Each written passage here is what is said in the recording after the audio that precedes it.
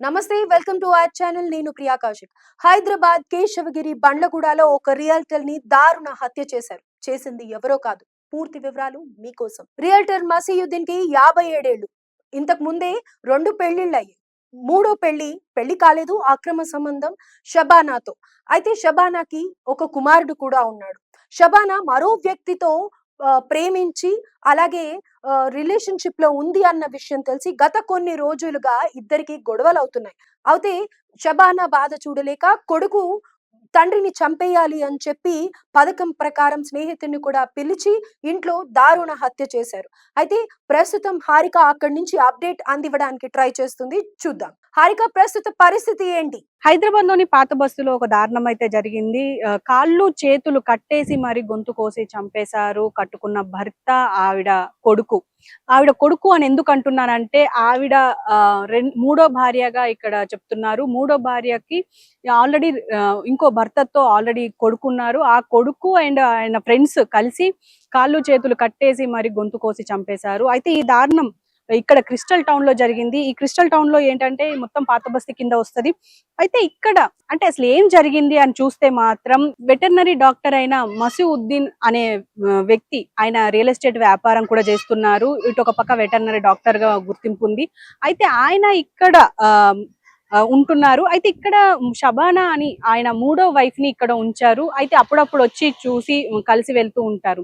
అయితే ఏం జరిగింది అని చూస్తే మాత్రం షబానా ఇంకొక అతనితో ఎఫైర్ పెట్టుకున్నారు. దాని వల్ల ఇదంతా గొడవలు స్టార్ట్ అయ్యాయి. గొడవల కారణంగానే ఈ దారుణానికి ఒడిగట్టాడు షబానా కొడుకు అని చెప్పేసి అయితే అంటున్నారు.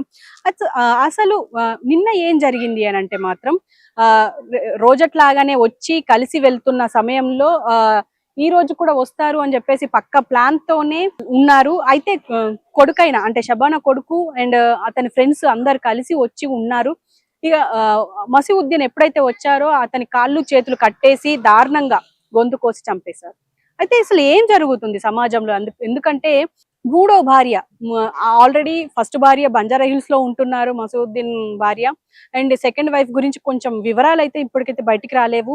కానీ ఇతను ఎవరైతే ఉన్నారో ఈ మసీఉద్దీన్ ఇప్పుడు మూడో వైఫ్ తో ఇక్కడ షబానా ఆవిడతో ఇలా ఇక్కడ ఉంటున్నారు. అయితే ఆమె వేరే అతనితో ఎఫైర్ పెట్టుకోవడం ఏంది, ఆమె అటు పెట్టుకోవడము, మళ్ళీ ఇటు ఇతను కూడా మూడో వైఫ్ గా గుర్తింపు ఉన్న షబానాతో ఇలా గొడవలు జరగడం, మళ్ళీ అతను చనిపోవడం వెనుక చాలా మంది భయపడుతున్నారు. ఎందుకంటే ఇప్పటికీ మనం చూస్తూనే ఉన్నాం ఈ అక్రమ సంబంధాల వల్ల ఎన్ని దారుణాలు జరుగుతున్నాయి అనేది.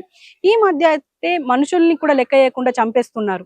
అయితే ఇక్కడ ఏంటంటే ప్రస్తుతం పోలీసుల దగ్గరికి డైరెక్ట్ గా అంటే నేను మసీఉద్దీన్ ని చంపేశాను అని చెప్పేసి షబానా కొడుకు అండ్ ఫ్రెండ్స్ అందరు కలిసి పోలీస్ స్టేషన్ లో లొంగిపోయారు, బండ్లగూడ పిఎస్ లో అని చెప్పేసి అయితే అంటున్నారు.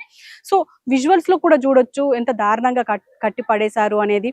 సో ఏదేమైనా దీనికి సంబంధించి ఇంకా అసలు మరి నిజంగానే ఈ అక్రమ సంబంధం వల్లనే గొడవలు జరిగాయా, లేకపోతే ఇంకా ఏమైనా కక్ష సాధింపులు ఉన్నాయా అని చెప్పేసి ఇప్పుడైతే ప్రస్తుతం పోలీసులు అయితే దీని వెనక ఆరాధిస్తున్నారు, విచారణ అయితే జరుపుతున్నారు.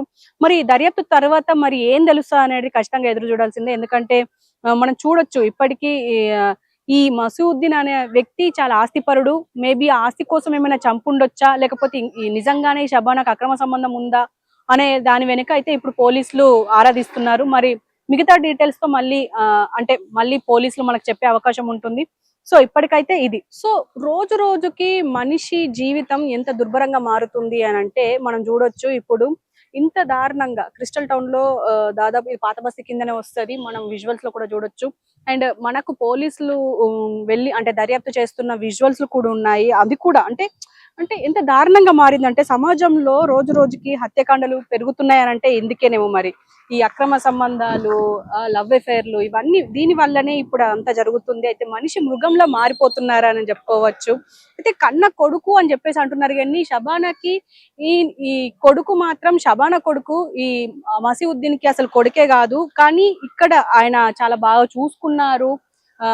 అసలు ఏది లోటు చేయకుండా అన్ని బాగా చేస్తారు అని చెప్పేసి అని అంటున్నారు. కానీ ఇంకా అయినప్పటికీ అలా మరి గొడవలు అవుతున్నాయని చెప్పేసి మరి అలసిపోయారో ఏమో తెలియదు. కానీ దాదాపు అంటే చేతులు కాళ్ళు కట్టేసి మరి దారుణంగా చంపారు అంటే మాత్రం కొంచెం వినడానికి ఇబ్బందిగా ఉంది. కానీ ఏదేమైనా ఇప్పుడు పోలీసులు అయితే దర్యాప్తు చేపట్టారు. మరి విచారణ తర్వాత మిగతా డీటెయిల్స్ ముందుకొస్తాయి. ఈ మధ్య కాలంలో చూస్తున్న హత్యల వెనకాల సొంత బంధువులే ఉండడం చాలా ఆశ్చర్యంగా అనిపిస్తుంది. ఇక్కడ కొడుకు, తల్లి, స్నేహితుడు ముగ్గురు కలిసి తండ్రిని చంపేశారు. తండ్రి అని కూడా ఇక్కడ చెప్పలేం, ఎందుకంటే ఇది అక్రమ సంబంధం. పైగా భార్య కూడా మరో వ్యక్తితో అక్రమ సంబంధం పెట్టుకుంది అని తెలిసి అతను గొడవ పడుతూ ఉన్నాడు. అయితే అత్యంత దారుణంగా చేతులు కట్టేసి అతని గొంతు నరికేశారు అనంటే ఇక్కడ ఏ రిలేషన్షిప్ కి వాల్యూ లేకుండా పోయింది. అయితే మరిన్ని వివరాలు తెలియాల్సింది, పోలీసులు విచారిస్తూ ఉన్నారు. వీరి ముగ్గురిని కూడా అదుపులోకి తీసుకోవడం జరిగింది. మరి విచారణలో ఇంకెన్ని విస్తుబోయే నిజాలు తెలుస్తాయో వేచి చూడాలి.